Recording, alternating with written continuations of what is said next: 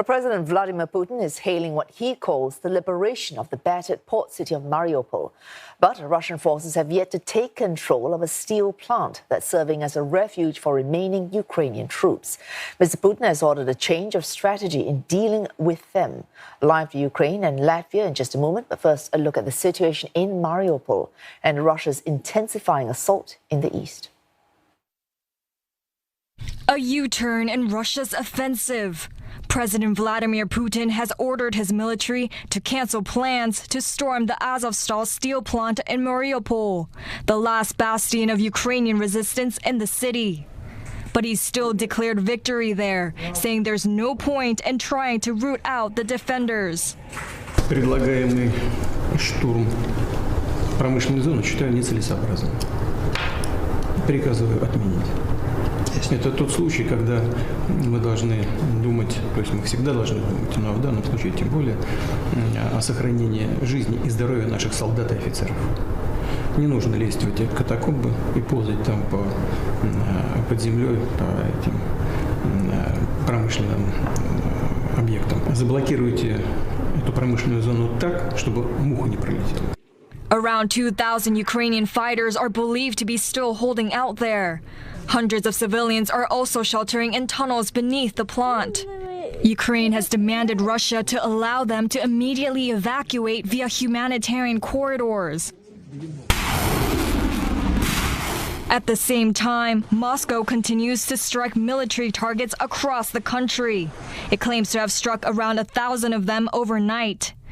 The British military intelligence believes Russia could ramp up attacks ahead of its annual Victory Day celebrations on the 9th of May. Its offensive in Donbas continues to meet with fierce resistance, with only one small city captured.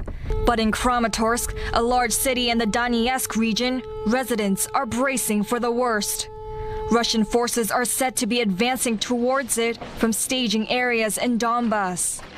Ukraine's second largest city is already under intense bombardment. Residents in Kharkiv continue to seek shelter in basements, deprived of water, gas, and electricity. Моя квартира частично пострадала, у меня просто выбило все окна, двери, но стены еще целые. Находиться там невозможно, 8-й этаж. Когда стреляют, конечно, не для слабых нервов. Готовить особо тут не наготовишься, потому что дрова скоро будут на вес золота.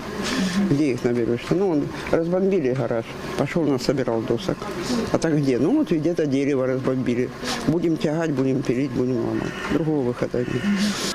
While some 30% of the population have moved to a safer place, 1 million people still remain in the city, having nowhere else to go. Philip Crowther joins us live from Lviv. Philip, as we just heard, intense bombardment of Ukraine's second largest city, Kharkiv. Could you update us on what's happening there and why is it a target? Well, Kharkiv has been shelled almost since day one. In fact, it's been partially blocked almost since day one. From the north, essentially, in the east as well. It's important to note, though, that Kharkiv is a place where plenty of people have decided to stay. Shouldn't be compared exactly to Mariupol. Mariupol is entirely besieged, destroyed as well, a place that pretty much every civilian right now would want to escape from. Kharkiv is still a place you can, well, essentially drive in and out from, but that does not mean that there aren't terrible things happening in Kharkiv since it started being shelled by Russian forces. Our own AP journalists have seen a lot of Russian attacks on residential areas, for example.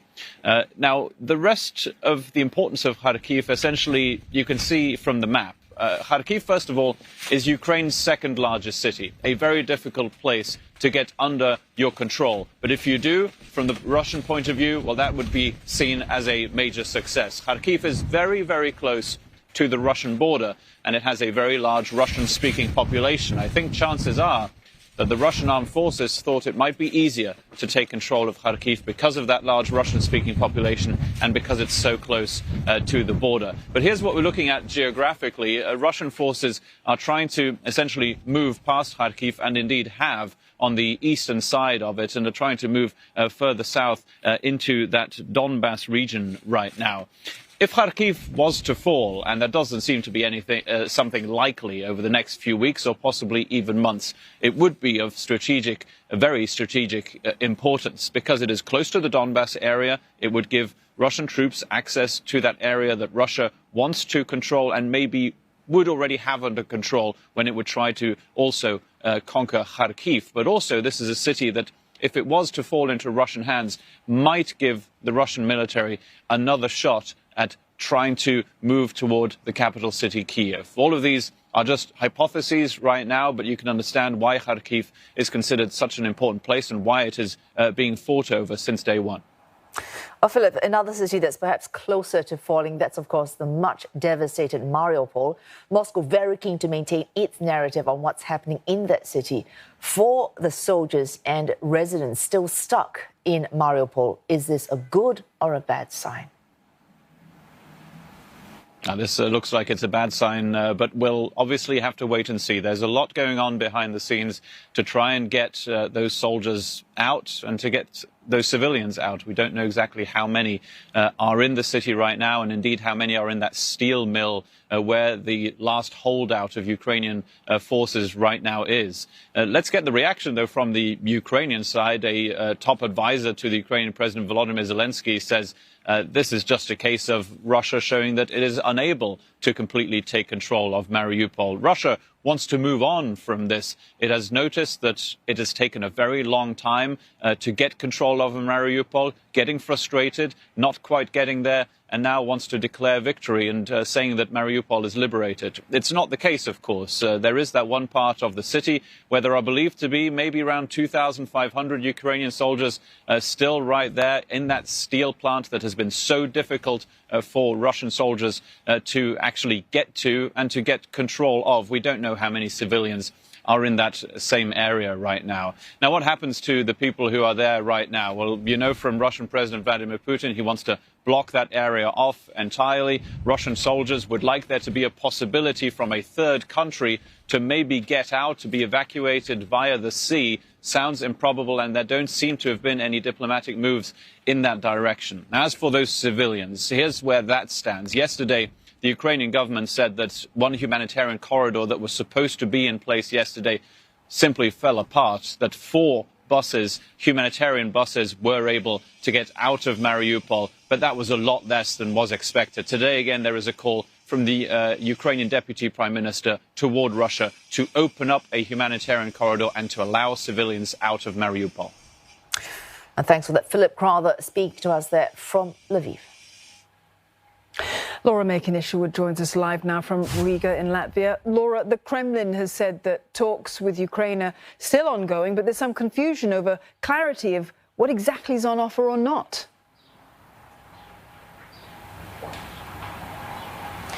Yeah, exactly. And the Kremlin's saying it's confused by Ukraine's latest claims that it's not received this document that had been offered up by Russia, supposedly outlining what Russia wanted in its latest assertion of peace talks and negotiations there. They had said when they offered it up that the language was clear.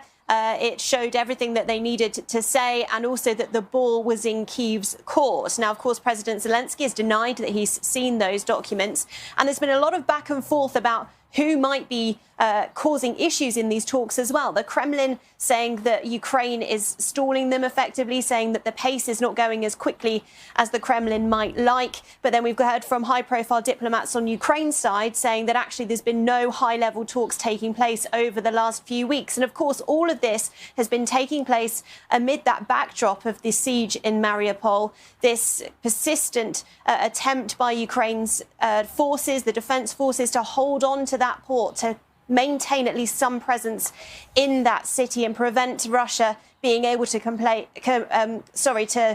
that they have complete victory over that area. And so there's been a lot of back and forth. Ukraine now wanting that civilian corridor to be put in place. They've not had the sort of reassurances in recent impositions of those civilian corridors, given that they've not been able to get out as many people as they wanted. And so these negotiations very confusing, and it's difficult to tell exactly who is telling the truth and who has what documents. And meantime, Laura, another day, another warning from Russia about military buildup on its borders. Yeah, absolutely. So this comes from Russia's foreign ministry saying that both Russia and Belarus will be defending their borders that align with NATO in response to a build-up of troops there. Of course, where I am here in Latvia, it's part of the Baltic states where Latvia, Lithuania and Estonia all have NATO troops based within them at various military posts. Now, it's known as the Enhanced Forward Presence. There's also troops in Poland as well. But yesterday, in a news conference between leaders of the Baltic states and Germany, Estonia's foreign minister said that she wanted to now see that bumped up effectively to be an enhanced forward defence. There was a real concern from those ministers about the safety of these nations, concern that if Ukraine falls, then the security of Europe cannot be guaranteed. And so that was definitely an indication that they want more troops, more NATO troops to be based in these countries that border Russia and, of course, Belarus. Whether or not that happens isn't clear yet. There's been no assertion from NATO that there might be any more troops heading this way. But Germany absolutely said that it would offer up what it could to make sure that Europe remains secure. All right, Laura, thank you very much for that update. Laura Makinisha with there in Riga.